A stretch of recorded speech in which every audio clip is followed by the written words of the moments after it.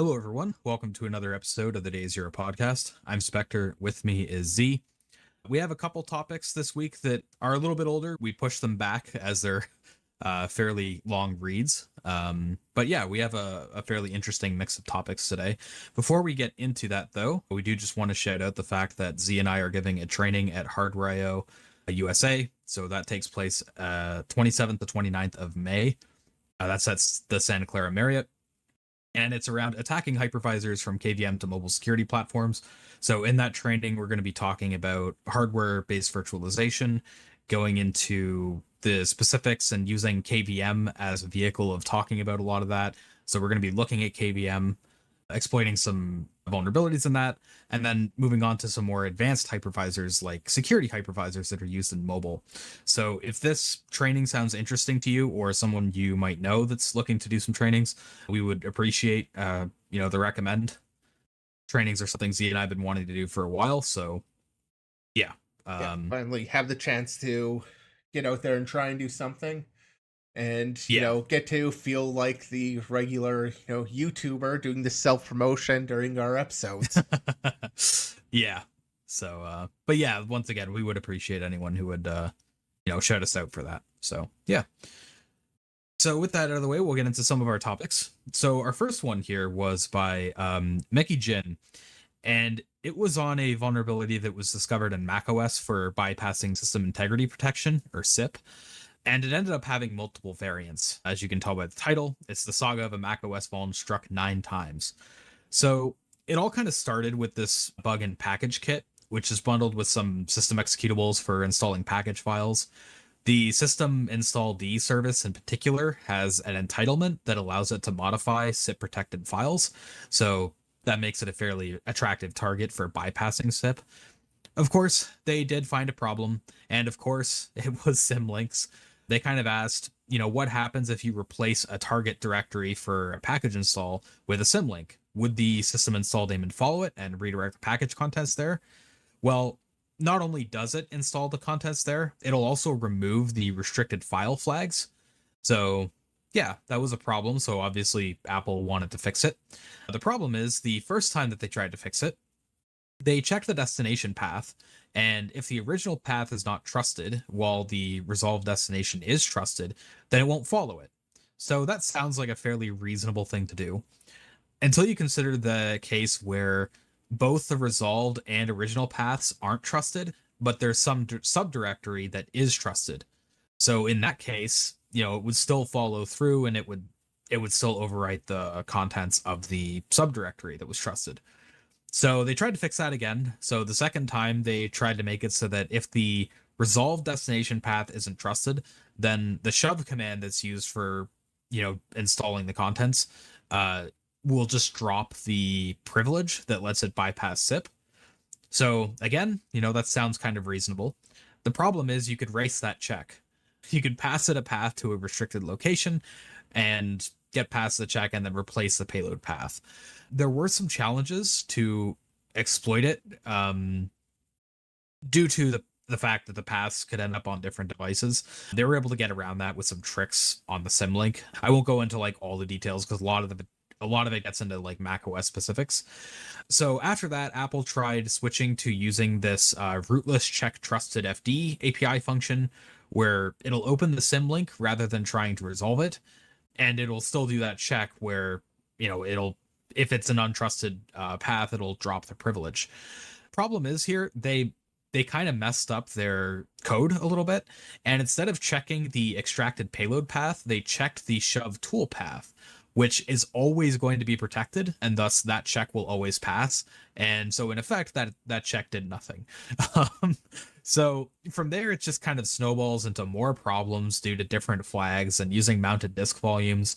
There were some other time of check, time of use race conditions with symlinks.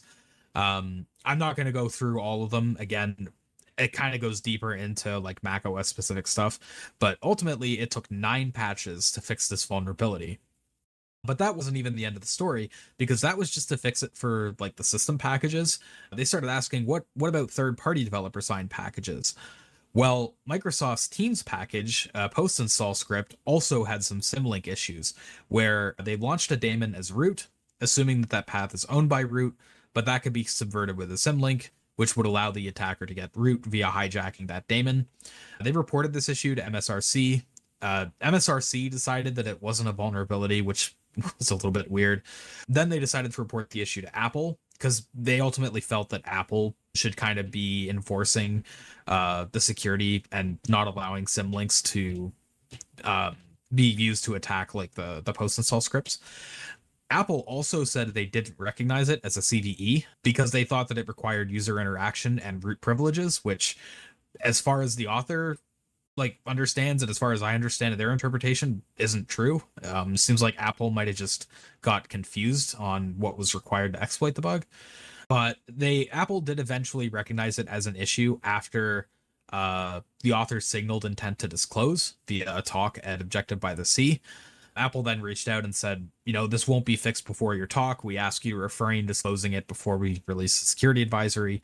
It seems like it was a bit of a mess on the third party stuff for getting it fixed. And in fact, in the system one, I mean, it was a mess because it took 9 times to fix. So yeah, this is a really long blog post. There's a lot of different like vulnerabilities and variants in here. Just kind of goes to show how incredibly difficult dealing with file system based vulnerabilities is, especially where you have all these different file flags, and macOS has a lot of customization on file system stuff as well.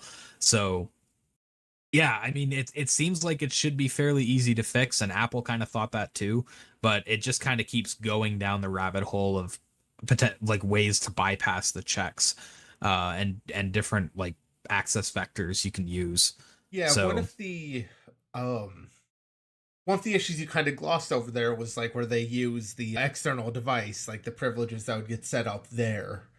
And I mean, it's things like that like they're not obvious. It's not like you're thinking through your attack surface, you're thinking through how somebody's going to abuse, and you're going to necessarily think about, oh, well, on this sort of system, like this isn't going to exist or whatever, like this is going to happen. Like there's a lot of edge case when it comes to file systems because it isn't exactly a standardized thing across like everything, FAT. What does OS X use actually? Do you know offhand? I don't know offhand. I mean, I guess it doesn't really matter. I could name a bunch of things. I think they've got like an Apple file system or like I don't. Yeah, it's APFS. Okay, it's just Apple file system. Or what's the P stand for? It's like Apple file system. Oh, Apple okay. likes abbreviating to AP. Just yeah. Well, I saw APFS, but then I think, well, Apple, are they using the 2 letters from Apple? Anyway, point being, there's so many file systems, and they all operate a bit differently. They support different things. They work different ways. And so you kind of get the issues coming out of that. So yeah, I think this was a really interesting saga, just in the sense of like, all these different patches and just a little bypass. And it is kind of important to think about, when a bug gets patched, to retest it and try and break the patch, because just because it's patched doesn't mean it's patched sufficiently. Yeah, and I mean, what you were talking about with file systems, there's so many different ones, and while a lot of them aren't used, there's a lot of them that are used very commonly.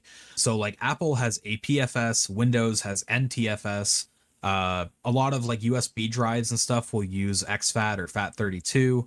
You also have ext4, which is used quite a bit in Linux. And yeah, like all these different file systems have different permission systems, different flags that are set up. And because people like to use devices and don't want to deal with, not being able to use their USB drive or something, pretty much every operating system has to deal with a lot of the common file system implementations out there. And it gets like just stupid difficult to try to deal with that.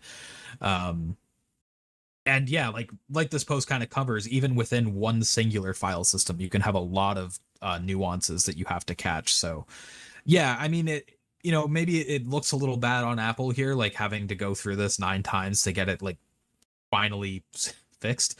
But I think that is just, Apple as a whole is generally pretty good with their fixes. And I mean, as far as I understand, I don't report to them, so I'm kind of going off secondhand knowledge here.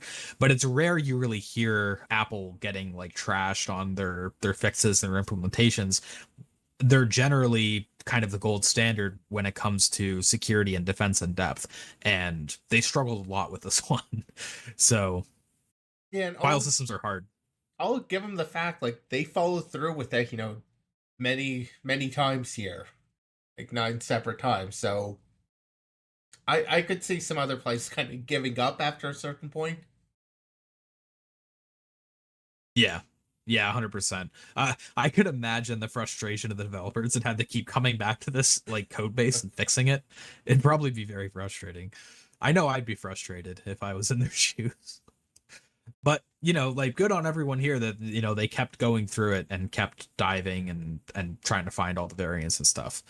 But yeah, like it's just a great emphasis of how hard file systems are.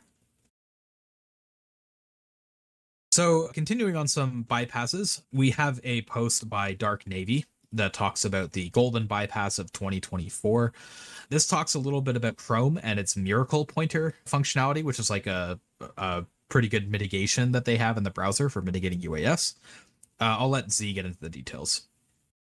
Yeah, the post here is about a bypass for miraclePtr, and this managed to get a $100,000 bounty under the Chrome VRP, even though it's just like a bypass for miraclePtr. It's not even, as far as I'm aware, it wasn't even here's this vulnerability. It's just the bypass that got the award here. And so basically, like with miraclePtr, the core idea, I'll include a link off here, but core idea is basically they include another ref counter that they kind of privately track. And so when something gets freed, it's not going to be properly or it's just going to be quarantined until the other reference counter also goes down to 0, gets quarantined, it gets poisoned, so it can't easily be reused and all of that.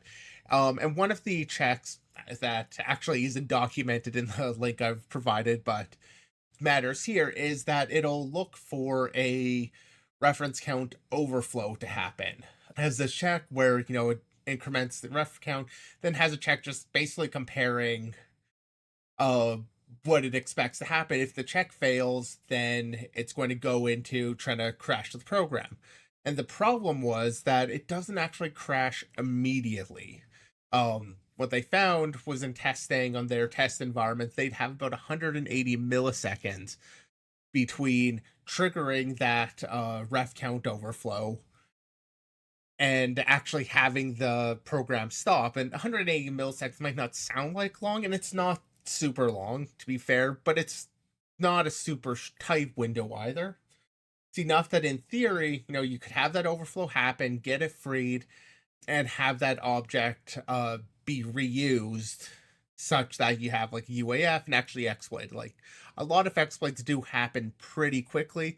I think the longest part of this would actually be getting that ref count to overflow, because at 29 bits for the ref count field, it's not as bad to try overflow a 64-bit one, but it still takes a bit of time there. But it's only after that where this time matters. So that 180 milliseconds comes after, when you actually kind of start the use after free. So yeah, I just thought it was interesting to see a bounty actually paid out just for this type of bypass, and not like in the context of another bug, like, oh, they had a bug plus they bypassed miraclePtr. It's no, just for coming up with this bypass on just an edge case, basically, for here's one check, we can check the overflow. Here's an edge case for it, how somebody might theoretically be able to attack it, and getting a pretty large bounty for it. And I think it's a fairly understandable bypass too. It's just, you've got this window of time. You might be able to exploit it. Yeah, it seems maybe a little obvious, at least in hindsight. That said, yeah. The fact that they paid such a large bounty, I guess I'm not super surprised, just because when you have a potential bypass of a mitigation at this level, it can have impact across more than just like a singular vulnerability, right? Like you're enabling the exploitation of an entire bug class. So I can kind of see the rationale of why the payout would be that high. That said, it is still a little bit surprising. Yeah, it's a little bit surprising. I totally understand it from Google, because they are trying to push miraclePtr as a miracle, and they're trying to push this out. Right now it is, I think, only really adopted on Chrome specifically, but they are trying to get this out into Linux, and they call out having it basically across, or actually I guess they call out here being fully enabled across all the platforms. This might be enabled. I don't think we're seeing it to, or that might just be Chrome platforms. I'd have to take a look. Either way, like, they are trying to push it out further than just Chrome also. And yeah, like I said, like, so having any sort of bypass does kind of matter. Yeah, Uh, Google's been going hard on the mitigation game. I think they've kind of woken up to what Apple's been doing for a while, because Apple's been on that grind for a while too, with trying to, rather than trying to kill all the individual bugs, which is kind of a hopeless task, they're focused on killing the primitives and mitigating the initial footholds that you can get from memory corruption. And Google's really been swinging into that as well. We've seen that with Linux, with the KCTF. They've been testing some mitigations for like isolating the page allocator and things like that. Again, targeting use after freeze, because they are a very large percentage of memory corruption issues. yeah, actually, one You of know, the things lifetimes are really that hard to manage. one of the things that got called out in the post about miraclePtr was that, I'm trying to find the link again here. Looks like I closed that window already. But was that use after freeze were the most common? Yeah, the Did they most take common type of over out memory of safety bounds? bug. Yeah. That's what I'm wondering. So I haven't seen any actual like statistical graph posted since the Microsoft one, which was like 2020 or 2021, which still had buffer overflows there. But Google is saying, the most common type, and this was a 2022 post, um, is use after free. And like, I would completely believe that. Is, even if this were, well, if this were limited to Chrome also, I'd believe that even more. Um, I think it is, and I was about to bring that up because the out of bounds are a lot harder to get in the browser because of all the bounds checking and guardrails they have around like the buffers you can use in JavaScript. Whereas the lifetimes, you get a lot more complexity and it's not nearly as easy to solve universally. Yeah, I think in general, like, talking about the wider ecosystem of all software, I could believe that use after freeze were more popular. It's just, I also have a feeling there's so much like old software and poorly written software that still got the classic either like linear buffer overflows, and things like that existing in them, that maybe not. But like, the past several years, we've just seen like an explosion in the ability to find use after freeze, obviously a better understanding of exploiting them. And so they have become a very popular bug class, especially when we talk about hardened targets. But I could imagine it being more popular. But yeah, I don't actually have the statistics, but this did stand out to me as Yeah, being and I like mean it. an interesting statement. Sorry, go ahead. Yeah, and well, I mean, I think that's pretty well backed up by the efforts that all these companies are putting into mitigating use after freeze specifically. Part of that is because there's kind of been protections for overflow, like things you can do for overflows for a long time, but use after freeze have been a lot tougher to mitigate, especially without support from the hardware. That's kind of why we've seen like MTE and stuff being hyped up pretty well, is because you have that hardware support, so it's more feasible to do it without killing the performance or adding a bunch of memory overhead. But yeah, I mean, yeah, Google's been really pushing hard on trying to get those mitigations out there and like strengthening them, because in KCTF they'll also pay for if you attack the hardened instance with like the page allocator hardening and everything, if you find a bypass for that, they will also pay like a bonus for that as well. So they are very interested in trying to harden up those mitigations. I will say the kind of bypass that you talked about with racing the crash logic is something we've seen before with MTE actually. So MTE memory tagging has a async mode on ARM, and this was kind of a concern that was brought up there too, where in async mode, if you have a like access violation, if you have a tag violation, the exception on the CPU isn't thrown until some later point. It kind of raises an event, and then when that event gets handled is when the crash happens, compared to sync mode where it will immediately fault. And that was a concern with the async mode, is that even though the async mode is cheaper in terms of its overhead, you kind of had that problem where if you can get an exploit to run fast enough, you could just subvert and get around that crash from firing by hijacking the control flow. And you kind of have that same thing here, where if you're not crashing immediately upon detecting a problem, you're going to have that window where an attacker with a sufficient exploit could get around it. That said, the fact that that bypass exists does not completely negate the mitigation at all. It does still add constraint on the attacker, where their attack has to be a lot faster. They can't take as many liberties with their attack strategy. It might kill an entire bug from being exploitable, depending on the circumstances. So, even if that bypass is there, like it still doesn't take away completely from the mitigation, but Yeah, it's definitely notable.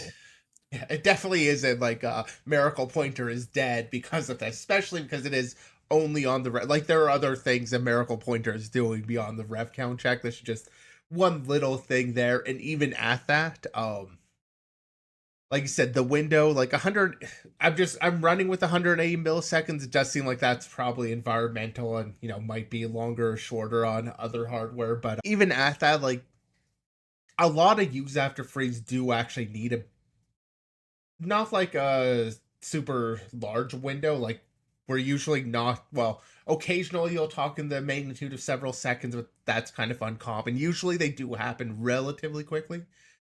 But you have that extra constraint. It is like a barrier on trying to exploit it.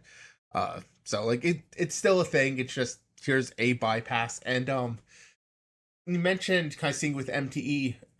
I'm reminded of that. Do you remember Project Zero did a post that was exploiting null dereferences? You remember that Oh, where they dealt with I the think I might kernel know where you're going logic? with this. Well, I was trying to think. Did that one deal with that one? Did they have to race on a crash also or not? I feel like they didn't, but I vaguely feel like they might have needed to. It doesn't really Yeah, matter. It's just I'm reminded of that bug as another one, at least kind of going down like a check route. I guess I don't remember for sure if it had a race on crashing or not.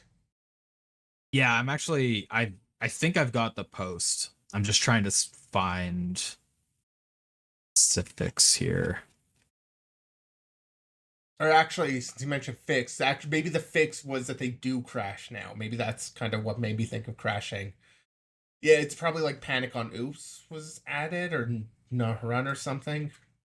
Oops limit. That's what they did.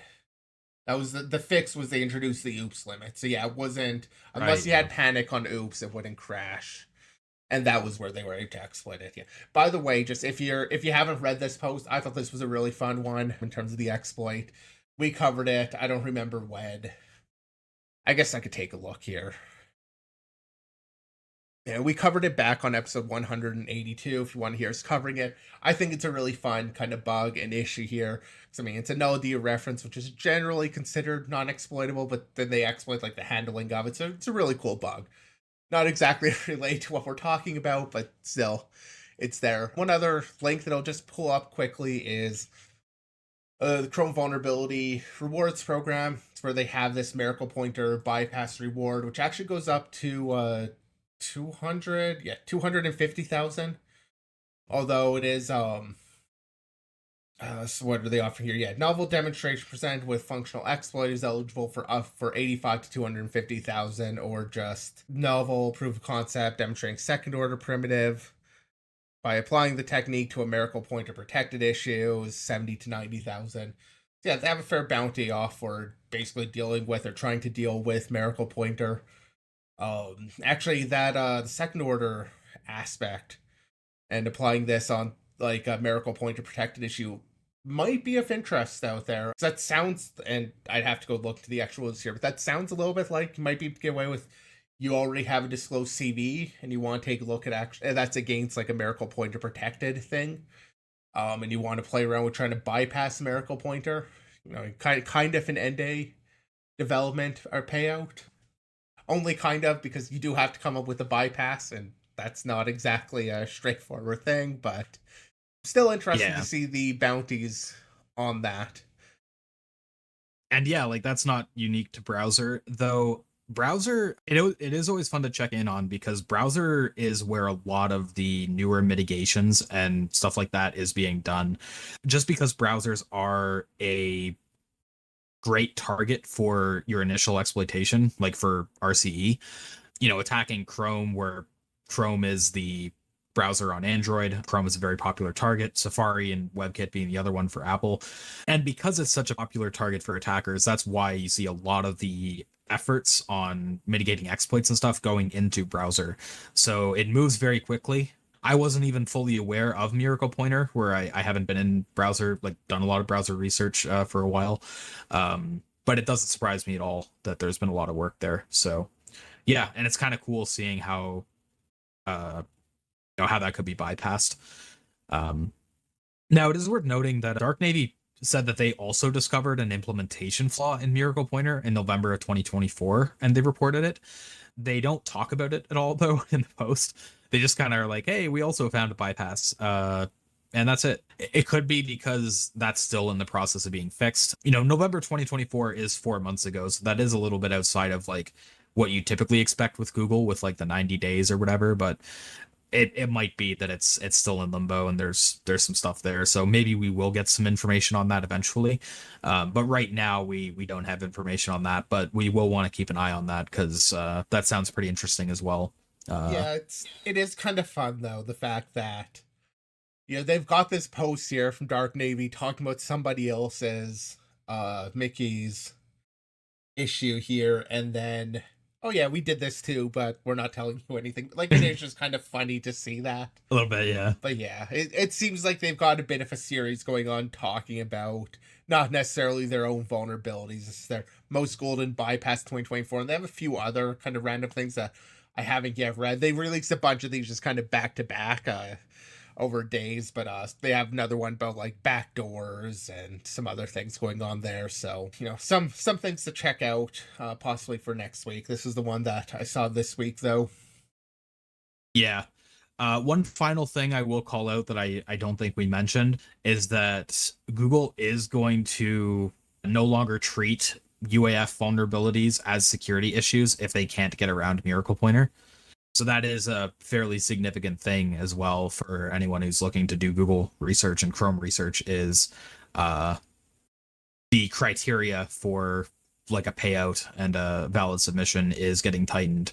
They're putting faith in their mitigations where they might not have put that much faith in them before. They're pretty comfortable with where they're at. So it is something you're going to have to deal with more as well, even if you don't necessarily want to.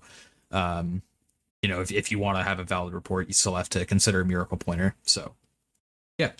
Or you need to use after free somewhere that doesn't use miraclePtr, which I believe they're talking about bringing it into the renderer, but I don't think it is in the renderer yet. Yeah. Maybe. Yeah. Oh no, the thing here does mention it's in all process except renderer process, but then the next thing is fully enabled, so... Yeah, so the renderer process, it seems like, is kind of the area where Google is a bit okay if it gets compromised. They're not as focused on it because it's still sandbox. You still have to escape the renderer to get the full Chrome exploit. So it seems like, maybe it will come to it eventually, but yeah, it seems like they're mainly focused on protecting like the core, which makes sense. Yeah. But yeah. So we also have Windows in the topic. We have coverage of all the operating systems today. So we have Windows, post by Neodyme on abusing a time and check time of use to gain system. And this talks a little bit about AVG internet security and abusing com hijacking against it. Again, I'll let C get into it. Yeah, and with this one, this kind of took me back to doing the consulting work. Definitely had to do my share of assessments on antivirus stuff. And they're always kind of interesting pieces of software to deal with. One, because you expect them to be really secure and then they're not. And actually, to be fair here to AVG, I don't want to crap on them over this particular issue, because this did actually require a fair chain of things to actually get an exploit, especially compared to what I remember seeing. But it did bring back some memories nonetheless. So I enjoyed kind of going through this one. It's actually part of a series. This is part 2. They have another one, part 1, where they do talk. I didn't actually read part 1, so I am kind of jumping right into part 2. But it seems like they include a little bit more of the background too in part 1. Like they don't touch on like what comm hijacking is here. But I guess that's where I could start here is, basically in a lot of these things, you're going to have kind of your front end user application where you can do things, and then a backend service that actually has the privileges to make changes or actually do things that you want done. And so those two services are running independently. They need a way to communicate with each other. One way of doing that is over comm. And so that is where comm hijacking come in. It's a similar thing in concept to like DLL hijacking, where you might take advantage of the path ordering. So if you're familiar with DLL hijacking, or even just shared library elsewhere too, might indicate you want to load like this library, and then it's going to traverse like through kind of a set of directories to look for, well, where is this library that I want to load? Very similar thing happens when it comes to comm, and comm is just like a framework for writing inter-process communication stuff on Windows. Kind of bit generic, like things. So if they write the interface, they don't need to think about how it's actually implemented. They just write this interface for it, and it just kind of works like magic, and they can pass objects around or whatever else. And part of the way that works is you will indicate like a interface that you want to load, and then it goes through, looks in the registry of the current user, see if the comms defined there, and then it'll look like the local machines registry. So this is like your different hives in the registry. So kind of similar to the path ordering with DLL, but this time you're kind of dealing more with the registry in terms of where it's looking. But you have that same issue where it looks in some places before it looks in others, and so you may be able to get a interface loaded from kind of the wrong location or an unexpected location, not the official location. And then with comm interfaces, the implementation can be provided by DLL. In that case, the registry will include like the entry to be like, oh yeah, here's the DLL you need to load in order to do this. So they were able to basically take advantage of that on trying to, the activity in AVG was just blocking an application. Every time they open a file dialog, it would trigger this comm interface. It would go through all of that. So they could get it to load one of their own, or look at least for their own comm interface, provided a DLL to run. However, there was a little bit of protection there. They couldn't just provide any DLL. It had to be under an allowed list of locations. And what they found basically was it had to be under C Windows System 32, which generally could be thought of as a privileged area. Under System 32, actually, I think just generally under Windows, like you need admin privileges to write there. And so it's not really a privilege escalation if you're already admin. You can already do that, so it's just not really worried about. It's like, hey, you need admin, good enough. However, they did find that under System 32 spool drivers color, there was a folder you could go and write to under System 32, so it would match the whitelist. It was under System 32.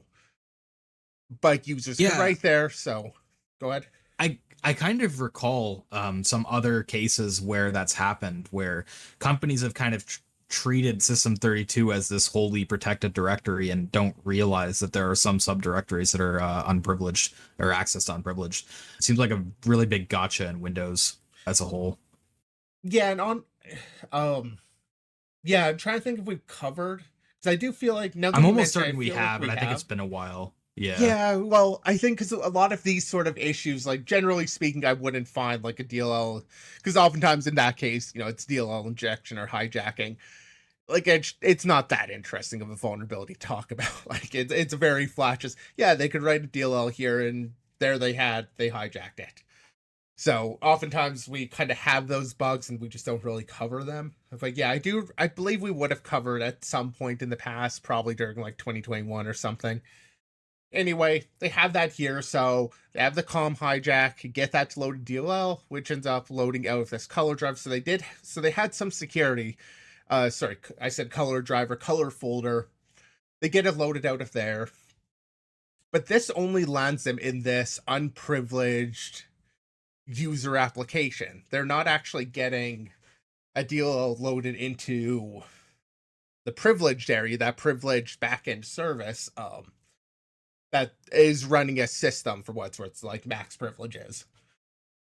They do get it. They do get some code, so now they can start playing around with trying to communicate and using the RPC with the backend service from the untrusted application. Of course, I say untrusted, and you can't see me, but I'm doing air quotes. It's untrusted, but because this is the AVG application, like, it does kind of trust communication from there. It's not going to trust communication from like a random binary I set up, but an RPC call from it's going to more or less kind of trust it, or at least trust it to a greater degree than a random thing.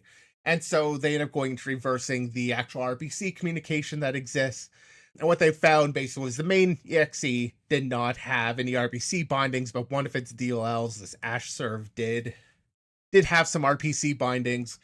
Ultimately able to find one call in there, this run system component, which would use create process. And it would do so without doing any impersonation. So it wouldn't try to impersonate the client that was making the RPC call to impersonate their privileges. It would run this. It would create a process with system privileges. It would not drop privileges at all, but it would verify that the file was signed. And so, it would verify the file, first of all, that it was one of like their support tool, their AVEM update, ASW offer, had a few different binaries that were, again, whitelisted, plus file signatures checking on those. So you could only run those binaries. Signature checking isn't exactly an easy thing usually to get around. There have been some interesting bypasses on that too, but generally speaking, it needs to be signed by them. So you can change the binary, but you could have some control over the arguments going into that binary. So what they found was the AVEM update had an apply DLL thing that would load in a DLL when you made that RPC call. But there was a signature check on that DLL itself. So it couldn't just load any file, but it could load a DLL, which, very privileged action, but had to be signed again. However, there's a time of check, time of use issue with doing that, where basically it would make multiple calls into that deal to check its signature, file verification, whatever. I think it was 3 or 4 calls. First ones would go in there. First reads would go to like the original legitimate thing, and then on the fourth read, it would create a junction, kind of like symlink, to a malicious DLL and get it loaded in. Unfortunately, it was also protected by Windows to say, like, hey, don't load any unsigned DLLs. So even though the application did the check and you were able to bypass the application check, Windows was then like, nope, I don't want you to load this DLL. And so they couldn't actually get it loaded that way. But that was because of the self-protection or self-defense feature, which they could just make a different RPC call to turn off, have the whole thing loaded without that protection, abuse the talk to issue, get the DLL loaded, and have code execution side of the system. So in fairness, like, AVG did have a lot of kind of mitigations in here trying to protect against the attack. Ultimately was kind of a chain of these issues that led to it. Like, it all did start with that hijack, but even getting from that, they had to go through a bunch of kind of hoops to get there. But this is, reminiscent. I mentioned of, like, I've seen this sort of bug, simpler in my case, because I was doing this many years ago, on the AV systems, but this feels like kind of not exactly the meta, but like a common sort of attack class when it comes to privileged services in general that have some sort of user level UI. So that could be the AV, but that could also be other things like EDR, which I guess, you can kind of consider that AV-ish too, but similar category. Yeah, like, and I mean, that's going, a lot of software that runs a system is, kind of trying to do it for protection. It's not like I guess it could be your anti-cheat too. But yeah, I was gonna say, like, typically when we've covered antiviruses and anti-cheats on the show before, the issues are giant memes. We're talking like they have a kernel driver which just allows you to pass in pointers that it writes to. Like, they're typically not very sophisticated or complex issues to exploit. But like you said, in this case, it seems like they did try to secure it and lock it down pretty well with doing these signature checks and stuff, but they were ultimately vulnerable to a fairly common, like, these time of use issues are where my mind immediately goes as soon as I see anything with signature checks, because it's something that exists everywhere, not just in like Windows AVs, but I've also seen it in bootloaders where you'll have a secure bootloader. It tries to load something from the flash or something. It'll load it first, check the signature and verify it, and then it'll load it again for actually, copying it into memory and running it. And yeah, you have that time of use, and it's the same thing here. It's a very common mistake to have. And again, like when you're dealing with the file system and you have uh you know the unprivileged user has access to it, it can be difficult to secure against it properly. Yeah, like I think it goes even deeper than the file system. It's like that type of talk to issue kind of comes down to uh It's almost like a lack of optimization issue. well, sorry, that Like, I had an idea and then I lost it and I've got it back now. Yeah, it comes down to a developer thought process. As a yeah, developer, it's a lot easier to write independent pieces of code. Oh, I want to validate this DLL. At this point, I've got the DLL name. Let's go do all my validation on it. And then that comes back true. Okay, let's pass that same DLL name and go and do that. Like, you don't necessarily want to have this weird code that like loads it all once and then maybe passes a pointer. Like, that kind of complicates things when you're trying to share the state or that work that you've already done across the different functions. It complicates things from the developer perspective. And so it's really easy to kind of write this code that just does the one step, does the next step, without thinking about the time interval in between where things can change. Just as a developer, it's kind of I think that's where a lot of them stem from. It's just as a developer, it's a lot easier to reason about code that treats everything as these distinctive that's modular. steps. Yeah. Yeah. So that's kind of where I think a lot of that comes down to. One of the other kind of core issues here is kind of that trust of the front end service and just letting it run whatever. Although that's also a hard thing to do. Like, how do you? Because part of the issue came down to just kind of being able to call any of the RPC stuff from the user land without actually validating that was user intended calls. But that's also very difficult to do unless you're like one option would be requiring a password entry at the same time. So an application might at some point be able to like track what the password was or be able to figure that out. But they wouldn't just independently be able to pass along this secret information with the request. So you kind of need to do step up authorization. That sort of thing could be done, but it's really tricky when it comes to desktop services, especially to do that. But like part of the issue is that just inherent trust of the user level application to make these calls in the first place, to just, yeah, I want to disable self-defense or make the RPC call that does create process. I forget what that one was called, but like to make those, like doing those actions are things that the user is going to want to do, but how do you validate that actually came from the user? Unlike the web, we don't just have like CSRF tokens.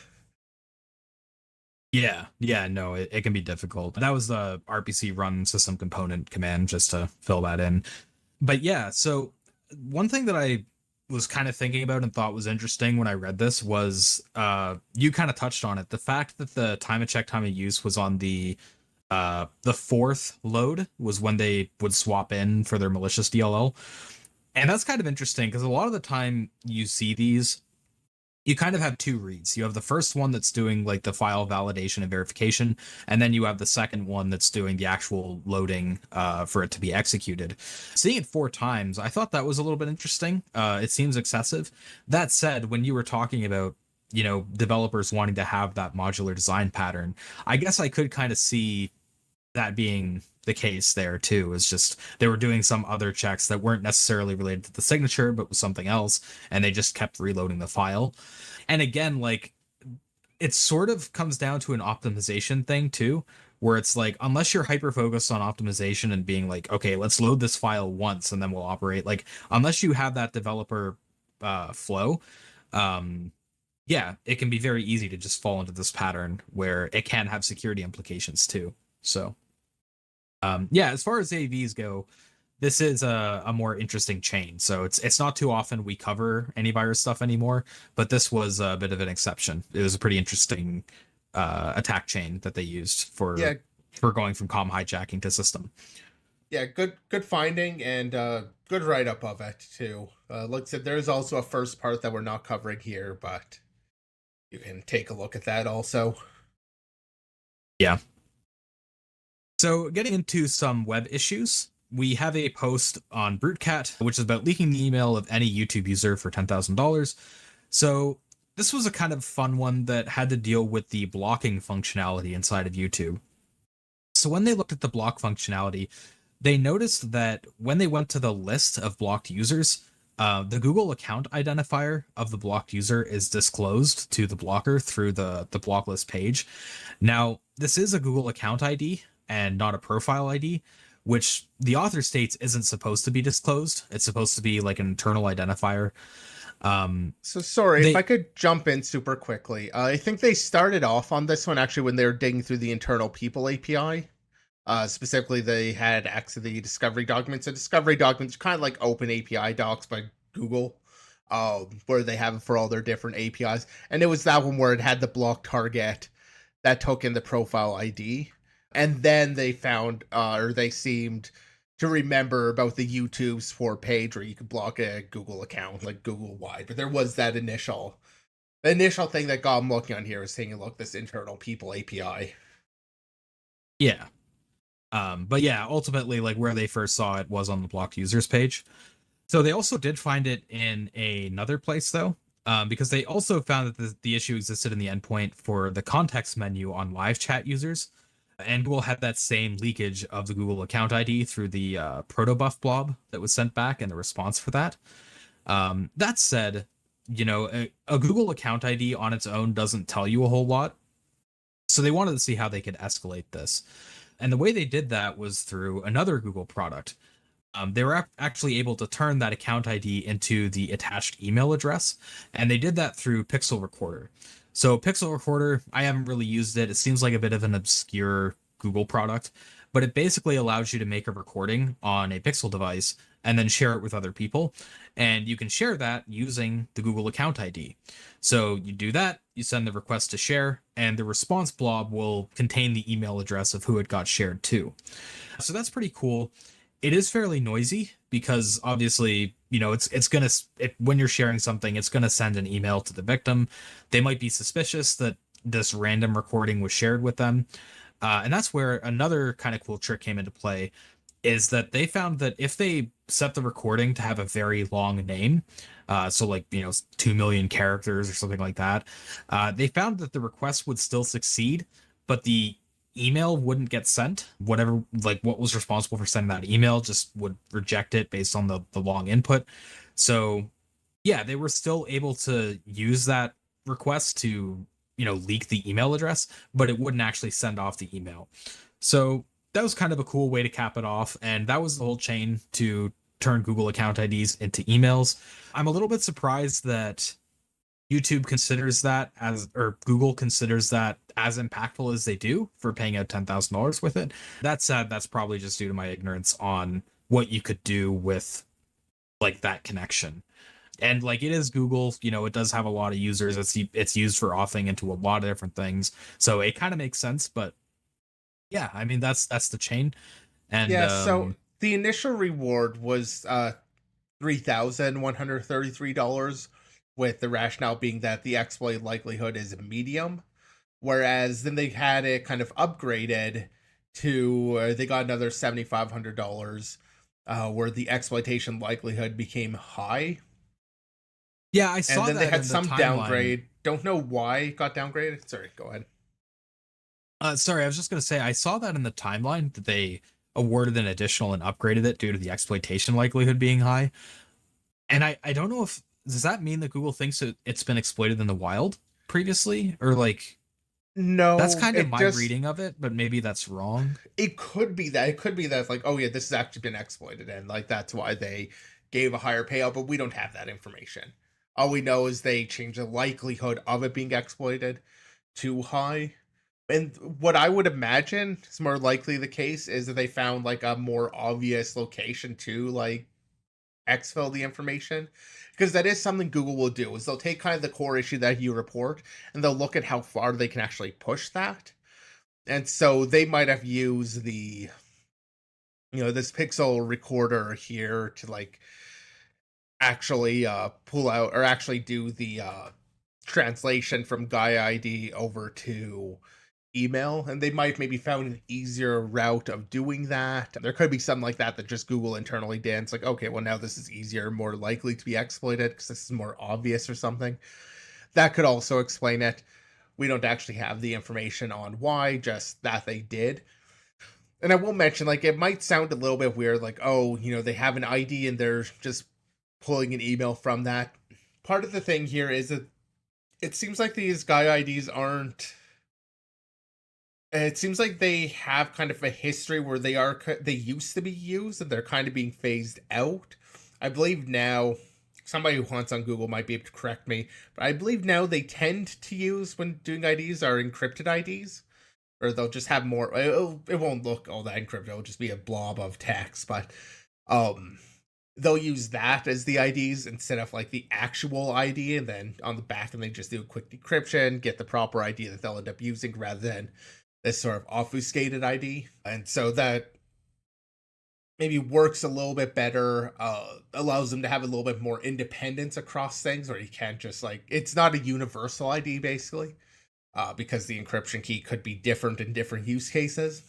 So this does seem to kind of stem from like some older applications having this, but then, this backend, because this internal people API, I don't believe this is usually a like public API. It's more like on the back end, this is what the service would call to block people, and so they would provide the internal unencrypted type of ID, and so that's where disclosing that ID can then be kind of an issue, which it seems like older applications do this, but not necessarily newer ones shouldn't. And then you kind of have the YouTube thing exposing it, which then creates the issue where they're able to go on with this. So a little bit of nuance on it, I guess. At least in my understanding, that isn't exactly explained out in here, but it's what I picked up. Yeah, Google is a bit like weird with the complexity that's involved with their like ID and account system, partially because of the fact they have so many different services that you can auth through and whatever. Like, yeah, it gets really complicated. So our understanding of it is a little bit just based off of like this blog post and a few of the others we've covered in the past. I haven't hacked on like Google targets specifically, so yeah, it's a little bit unclear there, but yeah, overall, like the attack's pretty interesting. I think the part that I love the most about this post was using the pixel recorder as the oracle to get the email address. It's just really like I said, with Google, you have so many different services that run that it's really hard to look at all of them and see what the implications can be of the functionalities that they all support. And seeing, some Google services being used to get information that you got from others and whatever, like it's just a really interesting path for taking advantage of issues. So And I I'd really have to like that make a part. guess that a lot of these things are also just they still exist, they're still there, but they're not really like actively being developed or maintained. It's like they exist, they were written once upon a time, and people have moved on and kind of forgotten about them. Especially at Um, Google. Yeah. yeah, and Google hasn't yet killed them. Yeah. They're uh, probably on the chopping block, but After this, maybe. yeah. But yeah, like it's really hard to maintain and keep track of everything when you have an ecosystem like Google's that has so many different things. So not too surprised that they were able to exploit that to some degree. All right, so getting into our last topic. So we have a Reddit post up on a issue that was reported in Blinkist, which is like an audiobook platform. They also have like summaries of books. We're linking to the Reddit post instead of the actual article and write up, just because the write up has some links to DRM'd content, and like this issue is still in Ode. You can still access the content directly, so just in trying to be cautious, we're just linking to the Reddit post that doesn't have the direct DRM links. But yeah, so Yeah, this is people kind want of to an issue. access issue. If people want Sorry, to go ahead. issue a if people want to issue a takedown, they can go ahead and take down Reddit, and then the link's gone, and you don't need to worry about us. Yeah, It's just kind of an abundance of caution around DMCA because bypassing technical constraints is like super. It's similar with CFAA I've talked about before, where it's really vague. What bypassing a tech, I forget the exact term that's used, but like a technological protection or whatever is like super minimal. Like one core case was literally like they added a null byte in front of the file, like the media file, and removing that null byte to make the file watchable in like a normal media player, that was enough for them to get charged over it. So it doesn't yeah, take it's very much. open to interpretation. Yeah. But yeah, so this is sort of an interesting issue with access controls and the way that like playlists and such work with like M3 U8 files and stream files. So I'll let Z get into the specifics. Yeah, and they kind of talk about here actually. There is a difference between the main post and what they have here, in that they talk about there being signed URLs, and they have the example here of a URL going to like the default.m3ua, and I've gone onto the wrong page. Onto this default.m3u8 file. On their actual write-up, it's a M4A. Either way, so whatever it is, they were able to change that URL, go to this br.m3u8. So both of these formats are like the containers, they're the playlist containers. And it seems like the core issue basically just comes down to, even if the playlist is protected and needs a verified URL, the actual media segment files may not, and may have predictable names. And that's kind of what they're able to take advantage of here, is they figure out, well, you can just access like this, br.m3u8, or get the actual media segment files and access those directly. And because they're still in like that same Cloudflare bucket, Cloudflare, or not Cloudflare bucket, they're still in like the same cloud storage bucket. Um, they'll have like, oh, we need to have this signed and verified access on the important playlist, but the other files would just be direct access. So that is kind of a way you might be able to get around or bypass certain DRM protections, is content being unprotected, but the playlist or the meta information being what they try and protect. Of course, it does require the predictable naming, but that isn't uncommon. A lot of kind of the libraries or services that offer up the sort of DRM will use a very common naming scheme across everything that is somewhat predictable. So it's just a attack, I guess, to keep in mind if you do come across DRM while you're doing the bug bounty, and not something I've actually seen called out before. So I figured it was worth calling out for that. There is also a bit of drama around the disclosure, and I don't know how I feel about this one. As Spectre mentioned, this is still an ODA, like you can Blinkist, like their platform is about offering like book summaries or audio. So you can get like a 10-minute version of an audiobook. And so it summarizes like the key points of the book as another audiobook.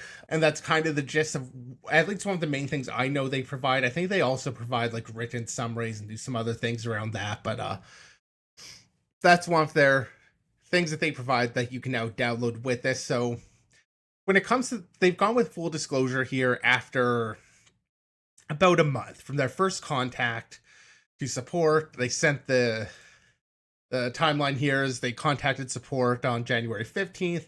January 16th, they sent an email to security at. On the 24th, they sent a report up to the CEO. On the 25th, they tweeted about it. February 6th, some support person mentioned so they must have got some response at some point, or over Twitter. They got something because support mentioned a private HackerOne program but never got an invite to it. And so they just gave a full disclosure. And it's only been a month, so that is a kind of short window. And oftentimes when we talk about full disclosure and doing these disclosures, we're talking about in the sense of like, users are kind of protected by knowing the vulnerability exists. We're thinking about like this could be used to either attack users, get their data. And this is one of those cases where that isn't true. Like the only person harmed or it's only the company that kind of gets harmed here. Like, there's no user risk. Like, I'm not hurt if I'm a Blinkist customer. I'm not hurt because somebody can pirate the content. So it does feel a little bit weird on that side. Like, I genuinely don't know how I feel about this disclosure. I'm not like, oh, they shouldn't have disclosed that. Like, they're not getting any response. Going to disclosure, I think, is a fair threat. I think they should have communicated that they are going to be disclosing, at least like been like, I'm going to disclose this in 30 days. Like, that's generally, I feel, a good approach, is just indicate you will disclose if there is no further contact. And that way, at least you made an attempt and you let them know the risk. But yeah, like, I don't know.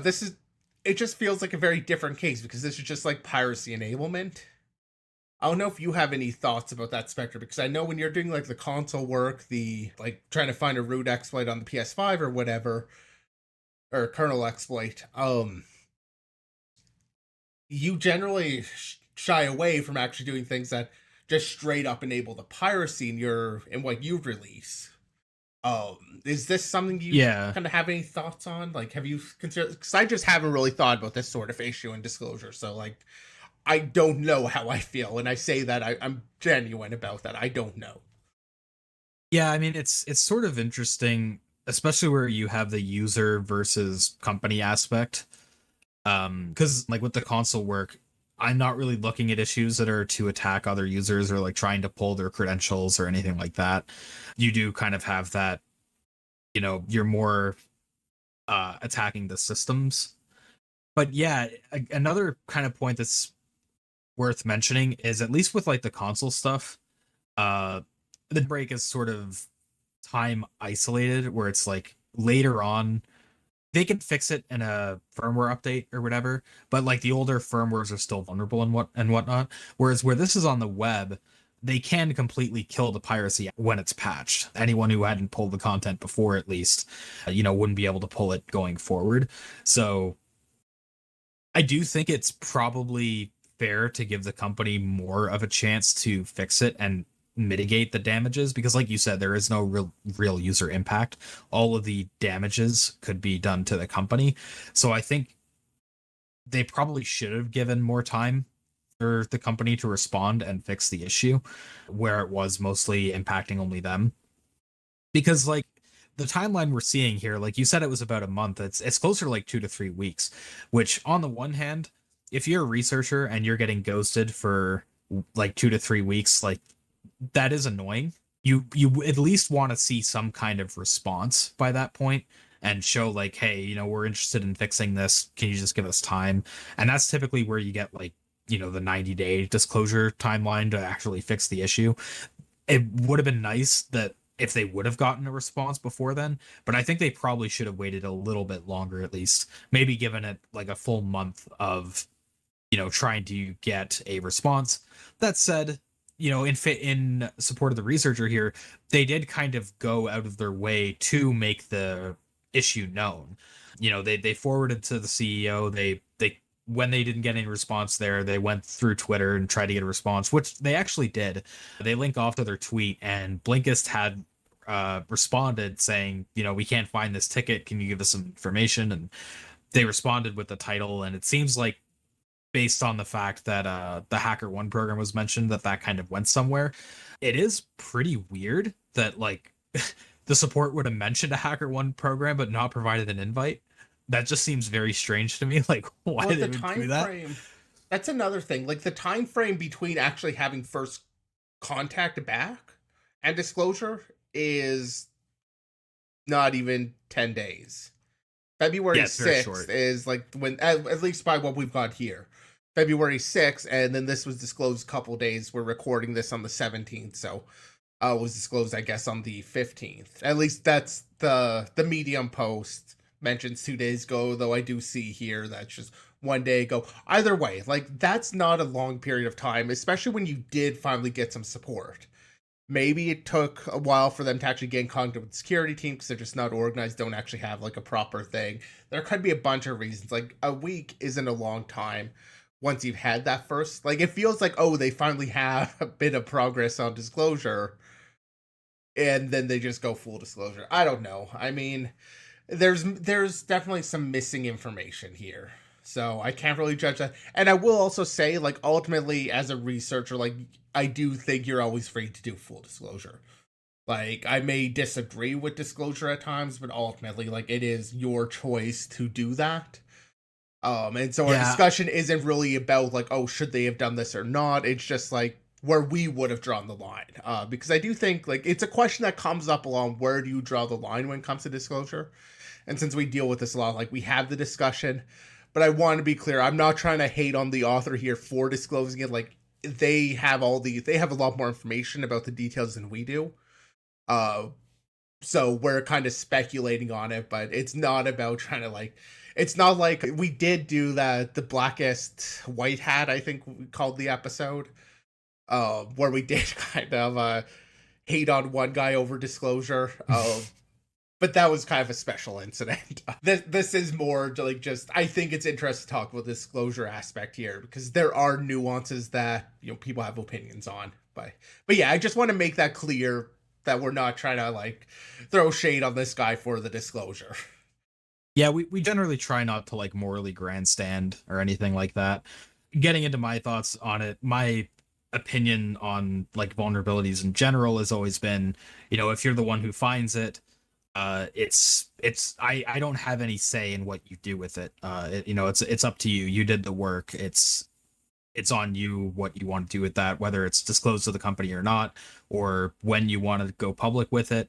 But yeah, I mean, it's still worth discussing a little bit because even in like the Reddit thread, you can see there is some, back and forth on the ethics of it.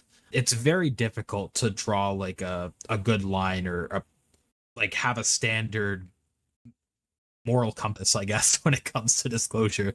And like I said, like going for multiple weeks without getting any response can be very frustrating. So I sort of get that from the researcher standpoint. In an ideal world, there's proper VRPs and everything set up and you get a response faster. But especially with like some of these smaller companies, like I do believe Blinkist does kind of fit into that smaller company category. You have a big drop off when it comes to like responsiveness on security incidents and stuff because it's just security is kind of a money pit for a lot of companies and it's not giving you any value, so it's a lot harder to have like investment in it and have a lot of support behind it in a smaller company. So this is kind of one of those situations where I don't think anyone's really at fault or like a bad guy, but it is something where you know it's tricky when it comes to disclosure of what you want to do and how much time should you give. There's not a clear answer. Yeah, I do just want to shout out one of the comments here that I didn't see this before, but a no feature comments, nothing unethical. OP just let the public know about newly discovered feature in application. And then somebody quoted them as saying vulnerabilities are just unintended features. I'll quote you. That is definitely one take about it. It's a new feature. How are they supposed to Yeah. know that this wasn't intentional?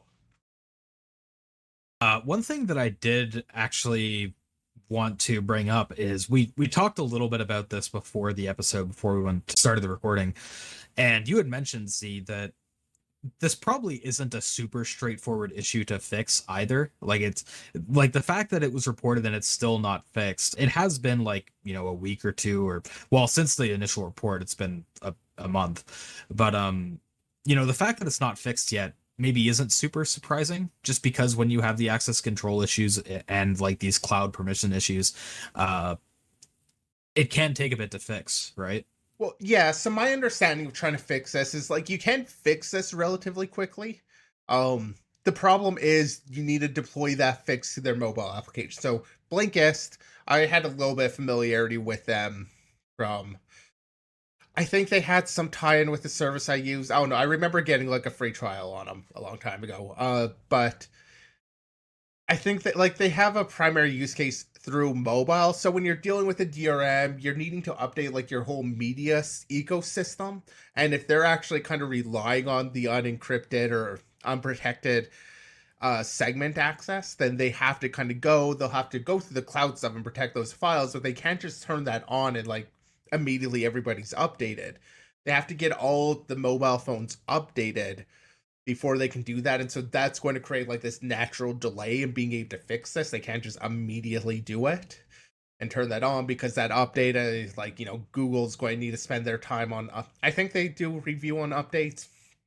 Maybe, I'm pretty sure they do. They have some blocker on that along with Apple. Like there's time that it takes to push those updates. Everybody needs to actually do the update.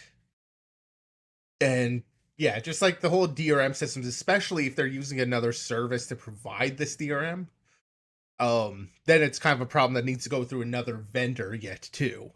And that is something that happens a lot of times. Like Blinkist won't be the one actually doing their DRM. They'll be kind of calling off to another service that provides this as a service to them. They just pay like a fee to them. So then that needs to go another route.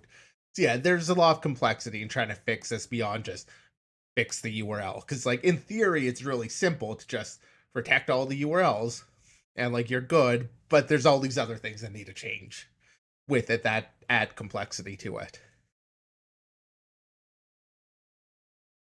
Yeah. So yeah, I think that is important to note as well. So figured I'd bring that up really quick. But yeah, a bit of an interesting situation all around. And like you said, an issue to kind of keep an eye out for, because I have actually spotted, I haven't really reported it because it's kind of just something I spotted at random. And it's one of those things where, you know, at least as long as it's not like being talked about and published a lot or whatever, like it's probably not that big of a deal. But you kind of see this with like IPTV stuff as well, where IPTVs will operate off of these playlists. And if you take a quick look at the playlists and look at the like content that's there and try to access it, you can notice sometimes that you can access them without the signature or the key or whatever. And it's a fairly common issue across a lot of different services. So Now, correct me if I'm wrong, because I don't have a lot of the IPTV experience, but aren't a lot of them also kind of like pirating those in the first place? So you talking about like pirating the pirates? Yeah. Where I've kind of seen that before is already like pirated feeds. So it's, okay. It's not something you really report, but it's something you kind of chuckle about and then move on. I haven't looked into that kind of content too much myself either. It's not something I'm huge into, but it's something I've kind of come across just randomly messing around with things in the past. So, yeah, it's not something I've really seen reported, but it's something I've seen pretty common. So, yeah, fair enough. But yeah, that's all of the vulnerabilities and stuff that we have for today. We do have a shout out, and it is kind of a time sensitive one that Z has. So I'll let him get into that, and then we'll wrap up the episode. Yeah, so sorry for those of you who kind of listen after the fact. I guess technically everybody listened after we record, but this is on Wednesday afternoon. Unmasking Cryptographic Risks, a deep dive into the NIM audit with Nadim Kobeissi. I probably said that incorrectly, but I thought this looked really cool. Open source technology, what does it stand for? OTIF or OSTIF. This is like their second meetup, but they're a fun. But I can't remember what the I stands for. Anyway, they like fund open source projects, really cool stuff. I think it's German based. I think it's like the German government behind it. I might be mistaken about that. I should look it up right now while I'm talking about instead of just speculating. The fact that GmbH is mentioned kind of supports that. Yeah, Open Source Technology Improvement Fund. There we go. Is a corporate nonprofit dedicated to securing open source applications. Yeah, I've heard of them. And so, anyway, they're now doing some of these like weekly or like occasional, maybe it's not weekly, but these meetings. One of which is this one I'm talking about here, Unmasking Cryptographic Risks, with the guy one of the guys from Kier 53 who did a crypto audit, or he's a senior applied cryptography auditor at Kier 53, did this NIM audit. And so what I think is just really cool is we see a lot of things from people who do like pen testing, red teaming, not so much out of like somebody who does crypto audits, and Kier 53 has also been doing like a bunch of audits or I've seen him on like VPN audits a lot, and doing some of the auditing there. So I'm kind of really interested in that, just to hear like about their process and how they do their work, doing crypto audits and all of that. So I think it sounds really cool. It is crypto based, so not exactly our wheelhouse in terms of what we normally cover. But yeah, talking about the process basically of that, demonstrating or talking about the actual flaws themselves too, of course, and what's found. But yeah, it sounds really cool. Sounds really interesting. And like I said, this is only the second kind of OSTIF meetup that they've done, or at least I was able to find. So I'm hopeful that in the future they'll have more. But yeah, so check it out if you can. I plan to. You do kind of have to register ahead, and it's like a Zoom meeting, so maybe a little bit annoying, but yeah. Also for open source, and then using Zoom, there's that.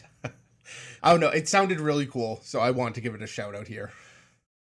Yeah, and I do just want to clarify crypto here being used in the cool context for cryptography, not rug pull crypto. That because like when we were talking about like NIM, I wasn't familiar with it. It's like a privacy platform, but it also sounds like it could be the name for like a cryptocurrency. So I did want to just verify that it wasn't about like smart contract stuff. Not that there isn't cool research happening there too, but and to me personally, at least, the study of like cryptography and like those systems that um have a lot more of a use case in my mind or a lot more interesting. So I did just want to clarify that because a lot of the time when we talk about crypto shortened like that, it's talking about cryptocurrency. Yeah, and I mean, it does seem like there is a little bit of cryptocurrency here because they do talk about the audit and talking about the security audit of Actually, NIM. yeah, I do see double spend attacks and offline eCache. So yeah, it seems like actually, forget what I said. I guess. Yeah, NIM is a decentralized privacy, but it is like I said, they've done the VPN work stuff where they're looking at the crypto things. They are talking about, and one of the things they called here is non-secure reuse and AES-CTR. Signature forgery. So like it does have the normal cryptography stuff, and it does have double spend attacks and offline eCache. There is the crypto aspect of that too. So it has In been addition, yeah, it still sounds fairly interesting, especially to get the insight from somebody who's doing it. At least has kind of a good knowledge of the cryptography aspect. definitely Like that's something yeah. I haven't seen a lot of. I'm maybe just because I'm not in those circles. But yeah, I saw this. I'm like, that sounds really cool. I want to check this out. Yeah, well, the cryptography stuff, like where a lot of it is math based and gets really complicated, like it's for someone not in this space, a lot of it isn't very accessible. But it seems like at least how this is being described here that it might be a bit more accessible to people who are outside of that space. So that's what makes it interesting to me. So it's worth keeping an eye on, and if you're free during that time slot, at like 3 p.m. to 4 p.m. Eastern, could be something fun. So yeah. All right, but that concludes all the topics for the day. So thanks goes out to everyone who tuned in, and we will see you next week.